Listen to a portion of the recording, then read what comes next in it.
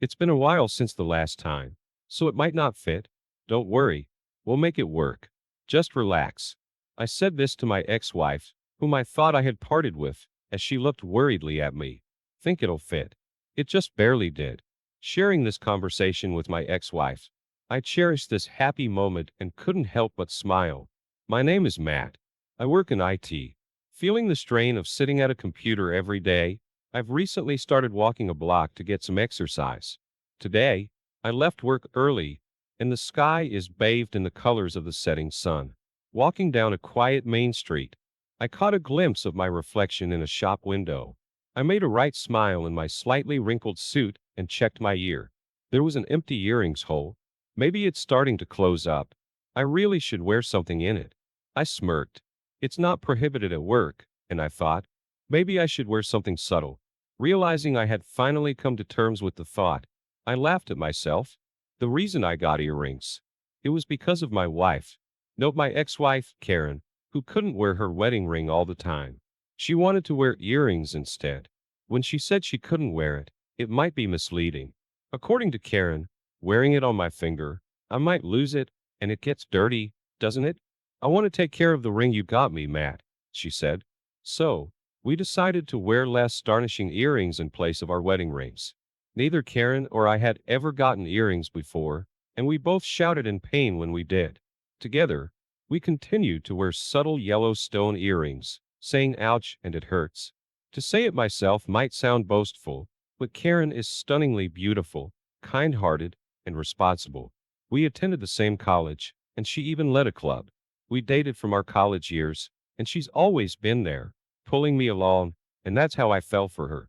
After getting jobs, we get married and lived happily for 3 years. To clarify, it's not that we grew to dislike each other and then divorced. The reason for our divorce was, in a way, a difference in values or perspective. To put it simply, intimacy faded. In our 3rd year of marriage, we both settled down at work, and I wanted kids soon. Karen said she loved children, and I believed ours would be adorable. But just as I had that thought, Karen began to distance herself from me. I thought it might be an emotional or physical problem on my end, so I initially dismissed it. But when it became clear that she was avoiding intimacy, I decided to talk to Karen. Karen, you've been avoiding me lately. Can you tell me why? Huh. You know, communication shouldn't be one-sided. If I've done something to upset you, I'd like to fix it. At that time, I thought there might be an issue with me. The two of us get along well, and Karen is always sweet to me. So I thought, maybe it's a matter of technique. But then, I received an unexpected response from Karen. It's not that you have a problem, really. Yes, I'm sorry, I should have talked to you. You see, I don't want kids. I felt like I'd been struck by lightning. Maybe it's old-fashioned, but I thought having kids after getting married was the norm. But, you like kids, right? You used to volunteer and play with them. I love kids, but I don't want one of my own. I'm sorry. I knew you wanted kids, and I couldn't say it. I thought maybe after we get married, I'd want them, but I just can't. This is my fault too, but we didn't have a proper discussion about the child. I just assumed Karen wanted them too. I know I messed up now, but I didn't think so at the time. I love Karen, of course, but is there a point in a marriage without children? I started to think that it wouldn't be different from just being lovers. We talked about it many times after, but we never saw eye to eye. If we stayed together, I feared we'd grow resentful and end up hating each other. So, wanting to avoid that toxic environment, we divorced. I'm grateful it happened before we started despising each other. But I was lonely, and because of that, I took off the earring I wore with Karen, along with the ring. The earring hole from before our marriage hasn't fully closed yet, perhaps because I wore it for so long. It's been a year since our divorce. Maybe it's time to move on.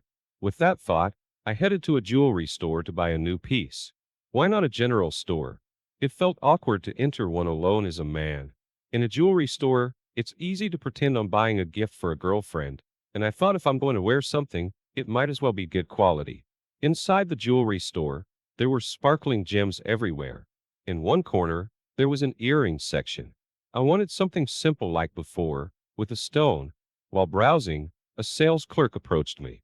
Can I help you find something? Oh yes. I'm looking for a simple earring. Wait, To my surprise, the sales associate was Karen. She seemed just as shocked. Apparently, she had switched jobs and now works here. It's been a while. A year. Have you been? Oh, you too. Did you change your makeup? I adjusted it for work. And you? It seems like you didn't iron your suit. It's all wrinkled. After a long separation and having not spoken since our divorce, Karen and I were able to talk just like before. I had bought a new earring, this time with an orange stone, and glanced at the store's clock. It was exactly 5 p.m. It seemed Karen was just getting off work. How about dinner?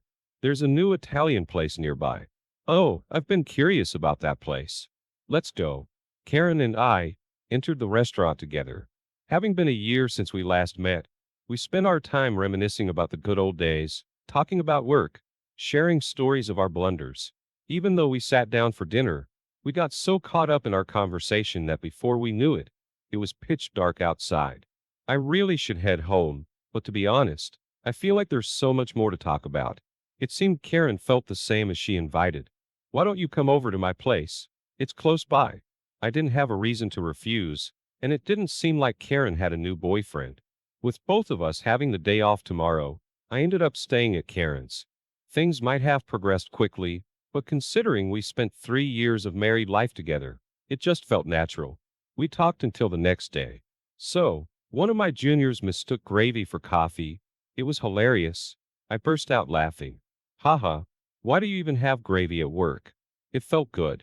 It was as if we were back in our college days, and it put my heart at ease. This past year, the loneliness I had felt was gone. I realized I still love Karen. And now, I see how selfish my thinking was back then. Karen? Yo, what's up? I know it's late, but I want to apologize to you. If I miss this chance, I might never be able to convey my feelings. I looked straight into Karen's eyes. Karen seemed to have an idea of what I was about to say as she gazed back at me. I was foolish. I was so obsessed with the idea of having kids that I never considered your feelings. You're the one who would carry and give birth to our child.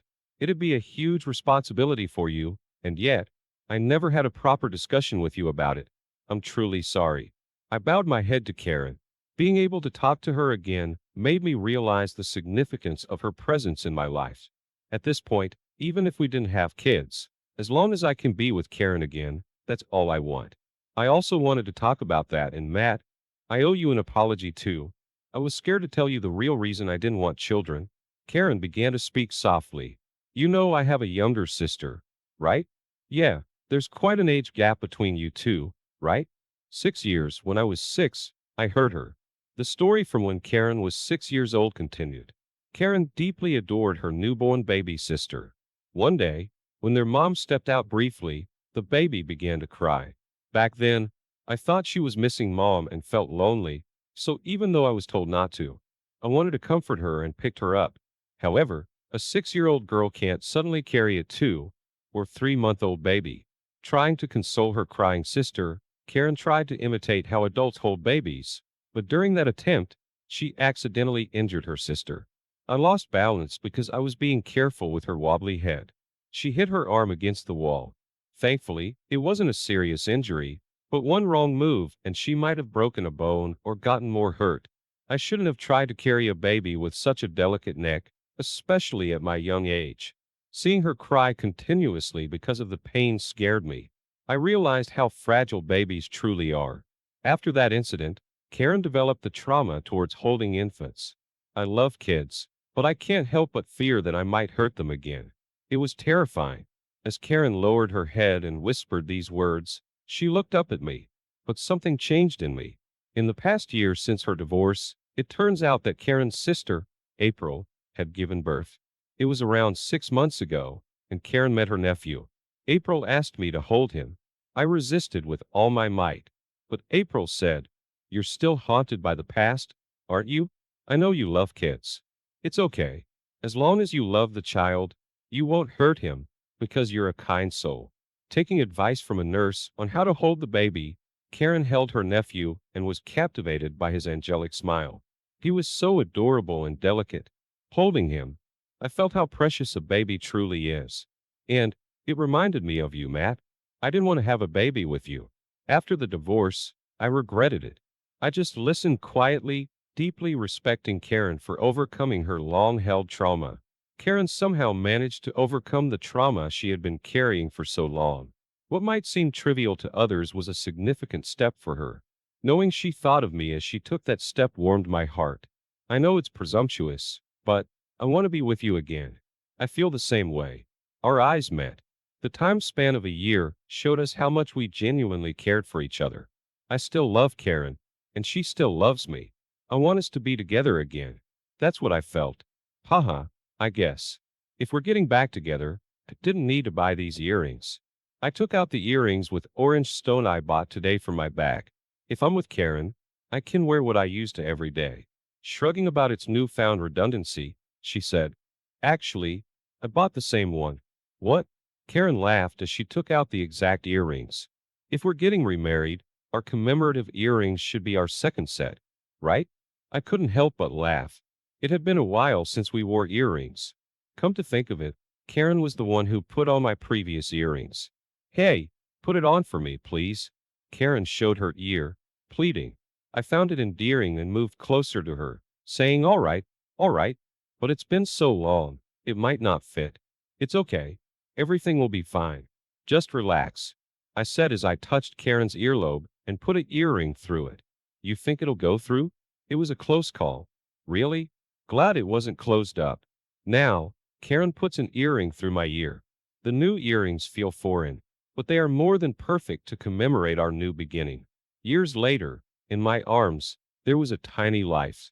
Thank you, really, thank you, Karen. Oh, stop, you are crying too much. After remarrying, we had decided, after discussions, to have a child. Of course, we didn't push it. We just hoped for it. So for the first few years of our marriage, it was just the two of us. Then, this year, Karen's pregnancy was discovered. After a difficult labor, Karen let me hold our daughter. We'll have to take the earrings out for a while. It's risky if she pulls on them. True, the holes might close up this time. Karen, laughing joyfully, gazed at me and our daughter. Seeing her so happy, and our daughter's innocent smile, surrounded by the two of them, I feel truly blessed. If they close up, let's get earrings. Matching ones with our daughter. Haha, sounds good. But what if she throws them away during her rebellious phase? I turn pale. I can't bear the thought of being rejected by such a cute daughter, but it's a rite of passage.